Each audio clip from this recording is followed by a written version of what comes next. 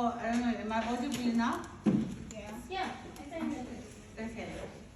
First of all, I'd like to welcome you all to this wonderful women's event, which was organized by the OES. And we'd like to send our big thank you and gratitude to them for making this possible. Yeah. So today is International Women's Day, and it would be improper for me to go ahead and share what I have to share without having to say Happy International Women's Day to all of you. Right now we're at university, and before this day was actually penned down as the International Women's Day, probably most of us here would not be sitting in such a building, in such an institution, at such an age as well. Others are doing bachelor degree, others are doing master's degree, others are doing PhD. And much of this would not have been possible if this was 100 years ago for any of us. So I think without further ado, we need to give an applause to each and every woman around the world, from Asia, from Africa, from the Middle East, from Europe, North or South America, who has ever made a stand and took a stand on behalf of our agenda to make us be where we are today. May we kindly give them a Okay, so the topic of discussion is titled A Woman's Place in the World. As I have been saying, that in the days of old, there used to be this belief that a woman is a nurturer, of which she is by nature, right? But because of patriarchy and other social factors which do not favor our gender, they actually arose a notion that a woman's place is in the kitchen. It was so much embedded in societies that people believed it, that a woman is basically born to create a family, to cook for the husband, for the children, and it ends there. But then, over the years, women saw that that was actually something which was drawing our gender back. And they saw it fit to take a stand and say, our place is beyond the kitchen. And as I stand in front of you today, my belief is that a woman's place is everywhere. Our gender cannot be confined into specific areas of society, specific areas of governance, politics, or whatever sector you might believe or think of. So women all over the world and across all walks of life have proved that their place surely is everywhere. Women have been fighting for the right to be treated equally. In the past, women's rights have always been overlooked.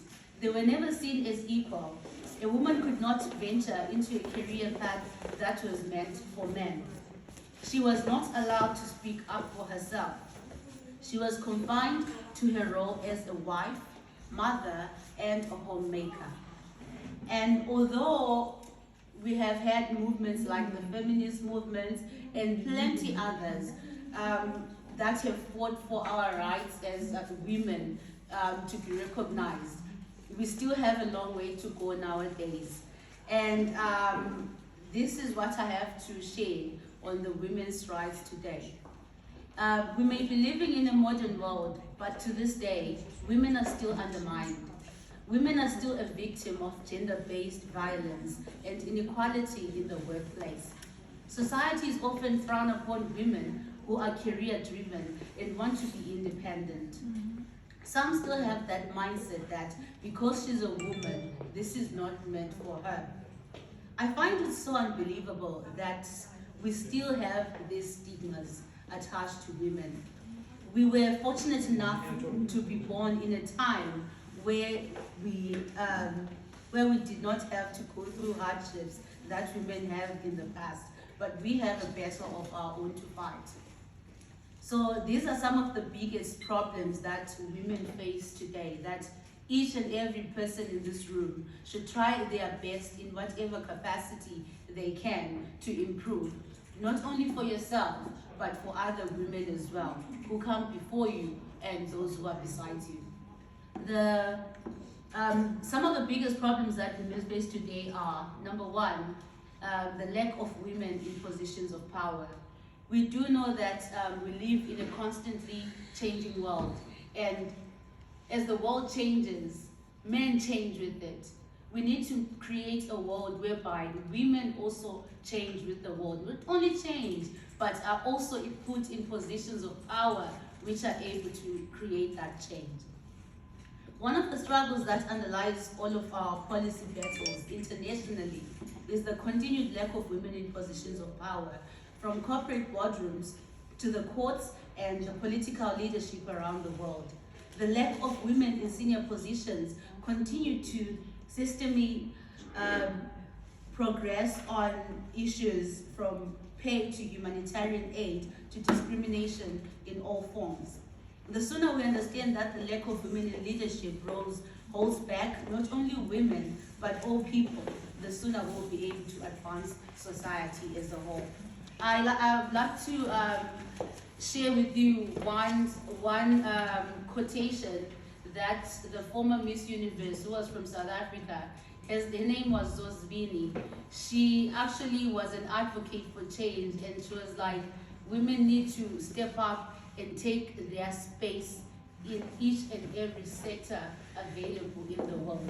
There are so many sectors that we could be in, but because we fear that our energy, which is feminine, does not fit the criteria, does not fit the job description, we shy back and say men can go on and lead that. It is high time that our generation, or this generation of women, is able to be bold enough to say, I want that and therefore I'm going to get it, without really taking into consideration your own gender. The second problem that we have, or like in the modern day times, is women, is patriarchy. This is especially evident in the realm of politics. Regardless of a woman's experience, education, or abilities, the patriarchal nature of most of our society fosters the perception that women are less qualified and less competent than men. What patriarchy has done is convince people that a strong and intelligent woman represents a problem, a disruption to a social order, rather than an integral part of it. Biased media coverages of women politicians, stories that focus on women's fashion and looks at the expense of their ideas and policy, underscores this point. It is therefore no coincidence that the majority of our countries are completely out of step when it comes to electing a woman as president.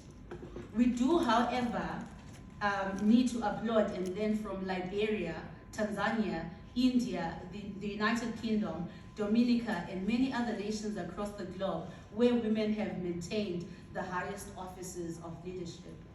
From a global perspective, one of the biggest challenges facing women is educational inequality.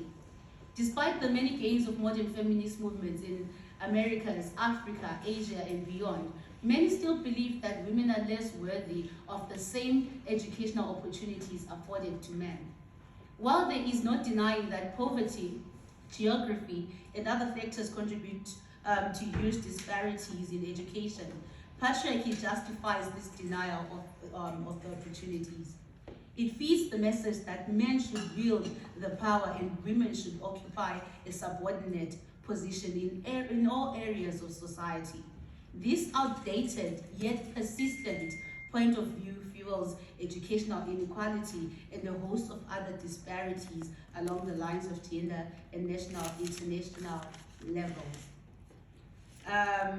Whilst on that aspect, I did touch on media and other forms of other press organizations having to paint a bad image of women who get to be in power. I would like to share a story or share with you one powerful woman that I've always talked about. I think I've mentioned it to Yina Laoshi before too. And that woman, her name is Wu Zetian. China has had emperors rule this country, but then little is known about one woman who is the only empress in China. She was not born out of royalty. She worked her way all the way up. Her name was Wu Zetian.